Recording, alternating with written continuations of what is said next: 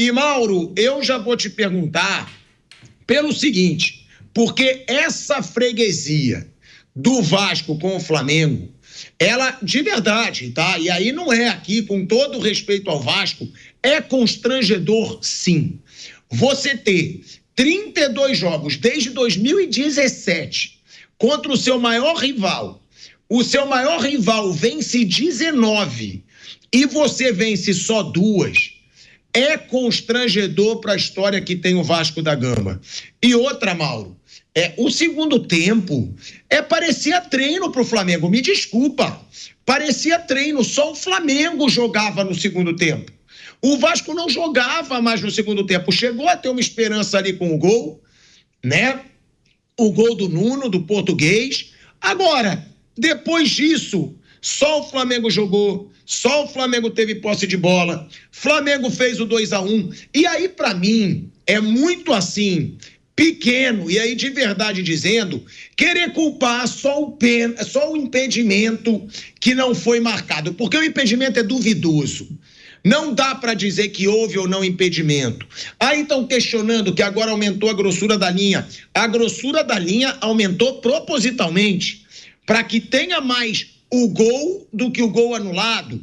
E aí eu acho que fica muito assim, subjetivo para o torcedor vascaíno. Ele pode reclamar se ele achou impedimento. Eu achei o lance duvidoso. Agora ele tem que questionar essa fase atual do Vasco também, gente. Não dá para ficar falando só do impedimento quando o Vasco de novo é inferior ao Flamengo, quando o Vasco de novo não faz frente ao Flamengo, e é um Flamengo, Mauro, que chega a 22 jogos de invencibilidade. Esse é o Flamengo do Felipe Luiz. É ofensivo, joga para frente. Ontem mesmo eu achei que ele ia botar um time mais misto, né? Pela situação do jogo, mas botou o time titular, né? Não tirou os jogadores titulares, não poupou, botou para jogar. E um Flamengo, Mauro, que claro, a rivalidade com o Vasco ela vai ser eterna, mas é uma rivalidade que vai se apequenando por essa freguesia surreal que a gente vem tendo no Rio de Janeiro, Mauro. Boa tarde. Isso já não é mais uma novidade. Acho que a grande questão que envolve aí esses confrontos, nesse pacote de jogos, foram 3 jogos entre Flamengo e Vasco, 3 derrotas do Vasco. É a maneira como o Vasco perde, o Vasco não consegue competir, ele consegue até competir durante pedaços do jogo, né? Partes do jogo, mas depois ele vai definhando fisicamente, tecnicamente. Ontem o Carille tentou uma formação ofensiva, mas com jogadores que não têm intensidade para fazer uma marcação alta, então não funcionou a contento. O gol do Vasco foi uma das raríssimas finalizações, até num lance de muita sorte e também erro do Flamengo, claro, né? Porque a bola se ofereceu para 2 jogadores, um furou e o outro segundo, o Nuno, fez o gol. Mas foi um lance totalmente casual, assim, uma bola jogada na área de uma falta que não existiu. Diga-se de passagem, na cara do Bandeirinha, não houve falta nenhuma. O Ryan se jogou na disputa com o Léo Pereira e o Bandeira levantou lá o seu instrumento de trabalho, o árbitro deu a tal da falta. E aí reduzir isso, a discussão do impedimento, de fato duvidoso. Ora parece que sim, mas não dá para ter muita certeza. Tem a história da linha mais grossa, que foi uma decisão da federação comunicada no começo do campeonato. Mas digamos que o gol tenha sido impedimento. Sinceramente, alguém acha que se aquele gol fosse invalidado, que o Vasco faria um segundo gol e eliminaria o Flamengo? Não tinha o menor sinal de que isso fosse acontecer, mas o menor sinal. E aí você percebe também alguns erros do técnico Fábio Carille, por exemplo, assistindo o Verratti. O Verratti é um finalizador, é um jogador que a bola chegando para ele, especialmente na jogada aérea, ele é muito perigoso. Mas ele não conseguia onde dominar a bola não chegava nele, ele caiu sozinho, não consegue fazer pressão. Aí você tem o Felipe Coutinho, que a gente falou aqui, pelo seu histórico de lesões, seria uma contratação com muita chance de não dar certo, ou de não corresponder à expectativa do torcedor. Fez 2 gols do Nova Iguaçu, um de pênalti, um outro muito bonito, mas ontem ele sai de novo sentindo alguma coisa durante o jogo, e baixíssima intensidade, não tem condição física para jogar com a intensidade necessária num jogo como esse, especialmente. Então, assim, naturalmente o Vasco acabou perdendo o jogo. O segundo gol do Flamengo, ele começa uma jogada com o Plata, ele chuta, o goleiro Léo Jardim defende, a bola vem para o Piton dá um chute para o alto, que é aquela coisa assim, tô de saco cheio, dá um bico para o alto. Ele não tenta dominar, ele não tenta colocar a bola para longe, não, ele chuta para o alto. Tipo, dane-se, né? E a bola vai para o alto, cai de novo, ali Gerson, Luiz Araújo, no meio de 3 jogadores, ninguém encosta, ninguém faz uma falta, ninguém tenta dificultar a finalização. O Luiz Araújo arruma uma brecha, chuta e faz o segundo gol. Então a diferença é muito grande também de postura, o condicionamento físico do Vasco é ruim, as escolhas ontem não foram boas. por mais bizarro que possa parecer, era um jogo para tirar o Verratti, tirar o Coutinho, que saiu lesionado, e colocar jogadores que tivessem mais intensidade. Enfim, é muito desolador, né? Porque não é só uma questão da disparidade financeira entre os clubes, é também do Vasco não conseguir montar uma equipe com os seus recursos que consiga competir mais. E o Vasco não tem esse time. Não tem esse time. Então, uma vitória assim que é conseguida num ritmo muito, muito tranquilo para o adversário, no caso para o Flamengo. Muito, muito tranquilo. O Flamengo, no segundo tempo, até administrou. E, enfim, ficar se agarrando a essa questão do possível impedimento, sinceramente, é o que de pior pode acontecer para o Vasco. Porque é tentar tapar o sol com a peneira, é não encarar a realidade e não perceber que realmente o cenário é muito preocupante, porque vem um Campeonato Brasileiro, o Vasco vai jogar agora dia 30 contra o Santos, então vai ter um período aí de descanso, recuperação, treinamentos, mas no momento não aponta nenhuma direção positiva, né? Ainda tem lá um atacante lá, um angolano, o Lloyd lá, que onde surgiu o jogador, gente? O cara fez uma live, queria jogar no Vasco, contrataram o cara, não parece ter a menor condição. O número do português até que é interessante, fez o gol e foi uma partida até interessante dele, enquanto o Vasco conseguiu jogar, mas tem muita coisa errada no Vasco e o cenário realmente é muito desolador, porque se você comparar o Vasco contra o Flamengo e o Botafogo, mesmo antes de ser SAF, e o Fluminense principalmente, que também tem dívidas e problemas sérios, esses conseguem competir com o Flamengo, o Fluminense especialmente. E o Vasco não. O Vasco praticamente só perde. Se você pegar os 20 últimos jogos, são 15 vitórias do Flamengo, 3 empates, 2 vitórias do Vasco. É um negócio bem bizarro mesmo. Ou seja, pega o recorte de 32 jogos, 20 jogos, 40 jogos, o Vasco está sempre atrás. Se pegando 40 jogos, você vai voltar em 2015, voltar uma década. Também tem uma diferença grande de número de vitórias. Então é realmente algo que vem digamos assim, se perpetuando sem uma perspectiva positiva para o Vasco. E é preciso que os vascaínos, o clube, o presidente, as pessoas tentem encontrar soluções lá dentro, porque é bem desolador o cenário e infelizmente, assim, um clássico dos mais tradicionais em campo não parece clássico, até pela presença da torcida do Vasco, que sempre foi uma torcida que compareceu em bom número, né, no Maracanã, nos clássicos contra o Flamengo. Ontem até tinha mais gente do que no jogo anterior, lá na Taça Guanabara, que o Flamengo também venceu. Parecia ter mais gente, mas mesmo assim um público bem pequeno para o tamanho da torcida do Vasco. Porque o torcedor deve estar meio cansado, né? Além de ter que vencer por 2-0 ontem, ele, em sã consciência, sabia que a possibilidade ela era meramente teórica, né? Muito pequena e mesmo fazendo 1-0, o Vasco em nenhum momento parecia ser capaz de vencer por 2 gols, né? De ficar o tempo todo sem tomar nenhum gol e marcar mais um. Mas, enfim, se alguém quiser se iludir, atribuir na arbitragem, sinceramente, eu acho que é a pior postura possível para o vascaíno hoje. Que aí é não assumir os problemas, não encarar a realidade e ficar tentando se enganar. O Mauro deu uma declaração, né, que vale o debate, que em campo está cada vez menos clássico, né? Ele disse isso e é uma coisa, Flávio Prado, que você falou aqui algumas vezes. Eu acho muito complicado, né, quando você fala de clássico, porque realmente é um jogo grande, são 2 torcidas gigantes, tem rivalidade envolvida. Agora, a gente tem que ser sincero aqui.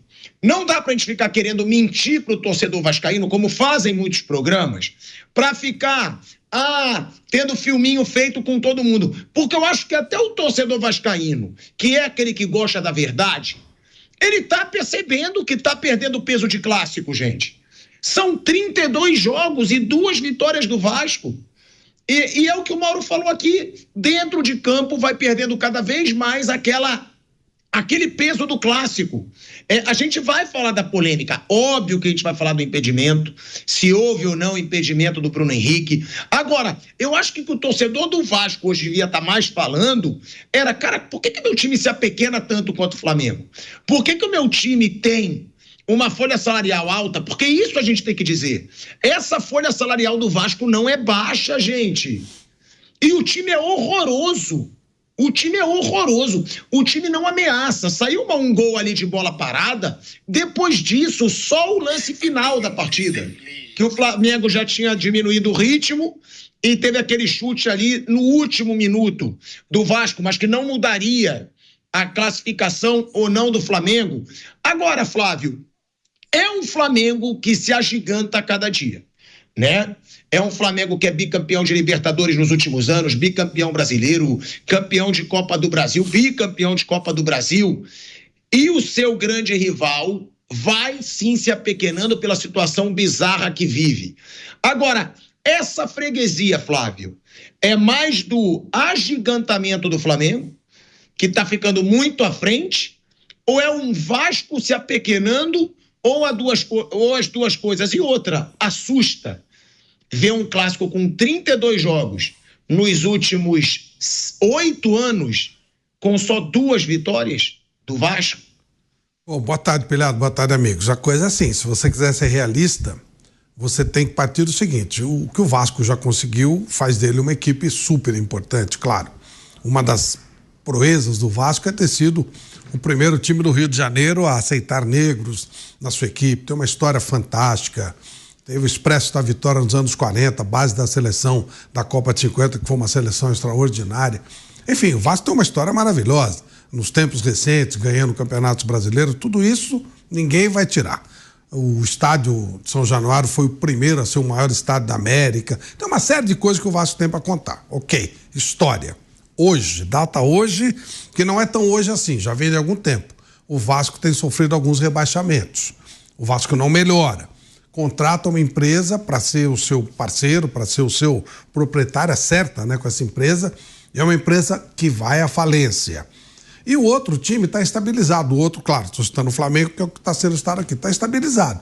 Quando você está estabilizado financeiramente, você vai cada vez crescendo mais. Você estabilizou, você criou a raiz, a árvore vai ficando cada vez maior. Isso é natural, está acontecendo com o Palmeiras aqui também. Você vai ficando cada vez maior, cada vez maior. O Real Madrid não para de crescer, está estabilizado, ele vai crescendo, crescendo, crescendo. O outro para e começa a cair. A distância vai ficando enorme. Então, sempre que jogarem Vasco e Flamengo, alguém vai dizer que é clássico. Mas se você tiver bom senso dentro de campo, não tem clássico.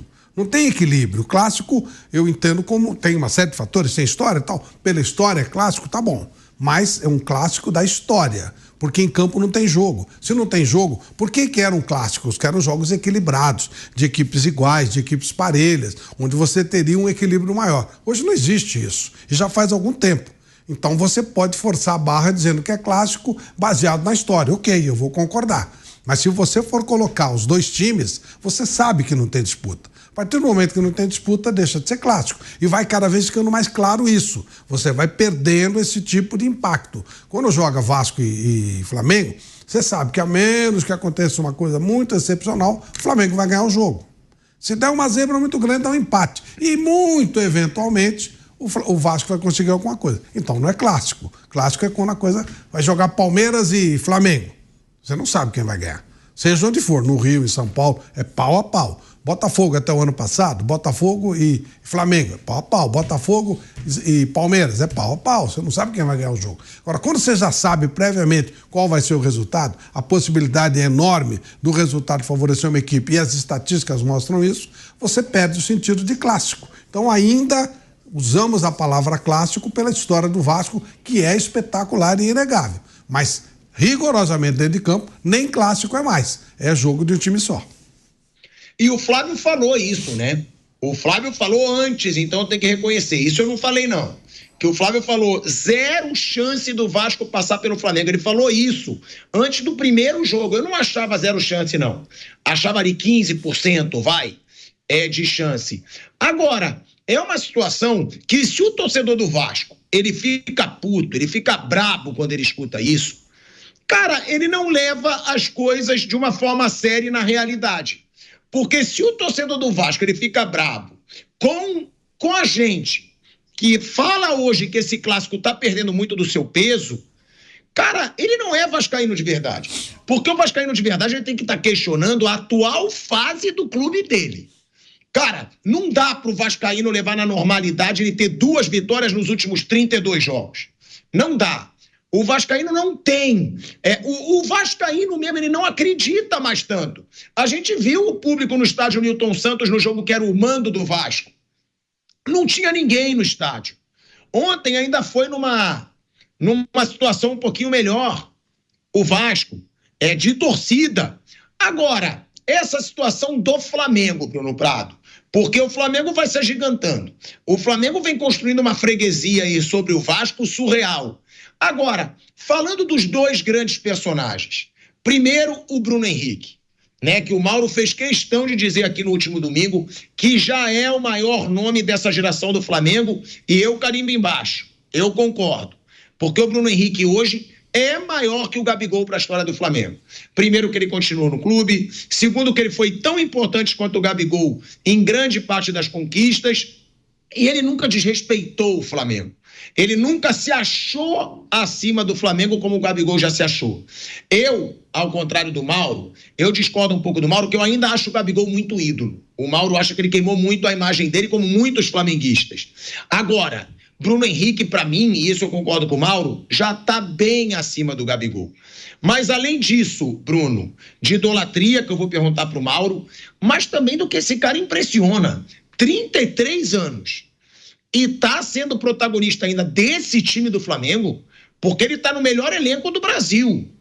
E ele ainda é o protagonista com 33 anos. Chegou a 100 gols ontem com a camisa do Flamengo, 10 gols contra o Vasco.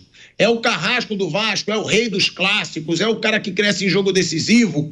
O que falar do Bruno Henrique? E, Bruno, ser repetitivo, mas tem que ser. Do Felipe Luiz. O Flamengo do Felipe Luiz não perde. O Flamengo do Felipe Luiz segue sem perder. São 22 jogos de invencibilidade e essa freguesia aumentando aí com relação ao Vasco. São dois grandes personagens, né, Bruno? São sim. O Bruno Henrique no clube desde 2019 e depois de uma lesão grave continua jogando bem, continua sendo decisivo, cada vez mais um jogador centralizado, né? Cada vez mais jogando por dentro e não pelo lado. Ele pode ainda jogar pelo lado, mas acho que por dentro vai ser a sequência da carreira dele aí, essa parte final da carreira dele, até para alongar um pouco mais, eu acho que vai ser jogando mais por dentro, ali mais perto do gol, com espaço para correr. Ele não é um pivô, não é um cara que vai jogar de costas, não é um cara que vai ficar só dentro da área. Ele é diferente do Pedro, por exemplo, né, que é um outro jogador do elenco. Então o Bruno jogando mais pelo meio, eu acho que ele vai ter uma carreira ainda de bom nível por mais alguns anos. E ele é um cara decisivo, sempre foi no Flamengo. É um jogador que está na história do clube, é um cara muito grande na história do Flamengo. Ele, Arrascaeta, Gerson, o Gabigol também, acho que é um cara gigante aí na história do Flamengo. Esses caras vão ser lembrados para sempre, né? Que até mais depois que param, né? Porque quando o cara tá jogando ainda tem cornetagem quando perde. Depois que para, aí você não perde mais jogo quando você para de jogar. Aí o tamanho real do cara aparece mesmo. E ele vai ser até maior do que as pessoas acham hoje, né? Apesar que hoje é um dia que ele está sendo exaltado, porque ontem ele jogou bem, mas vai ter jogo que ele vai perder e vão questionar. Depois que ele parar, não tem mais questionamento. Então aí o tamanho real vai ser colocado. E sobre o Felipe, assim, o Felipe é muito bom, é um cara muito bom, é o que eu falo sempre aqui. Tudo depende de como a diretoria vai encarar as derrotas, porque as derrotas vão aparecer. E se a diretoria vai deixar o Felipe e o José Botto priorizarem competições como eles dizem que querem priorizar. Que vão ver se a diretoria vai permitir isso. E a diretoria que eu digo é a presidência. Que eu não estou colocando em dúvida, é uma coisa que eu não sei. Não estou falando que não vão deixar. Estou falando que não sei. A anterior não deixava. A anterior não deixava priorizar. Principalmente, assim, deixar uma Copa do Brasil como terceiro plano. A anterior não deixava fazer isso. A atual eu não sei. Aí a gente vai ver quando afunilar o calendário. O sucesso do Felipe depende muito desses dois fatores. Não depende da qualidade dele, que da qualidade dele eu não tenho dúvida, não. Depende muito de como a diretoria vai agir quando ele perder e se vão deixar ele e o Botto tocarem o futebol do jeito deles. Tem um confronto com o Palmeiras na Copa do Brasil, eu vou meter time reserva e ninguém vai interferir. Se deixarem, vai dar muito certo. Vai seguir em frente e vai dar muito certo. Porque ele é um treinador de muita qualidade, sim. E o do Vasco, eu queria falar uma coisa, assim, é só uma pequena retrospectiva. E não vou alongar muito, não. O Vasco cai pela primeira vez em 2008. Depois ele cai em 2013, cai em 2015, cai em 2020. Em 2021 joga a Série B e não sobe. O Vasco, ele teve o último grande time do Vasco, o time grandão mesmo do Vasco, foi o do ano 2000. Campeão da Copa João Avelange e campeão da Copa Mercosul. Com Romário, Juninho Paulista, Juninho Pernambucano, Euler.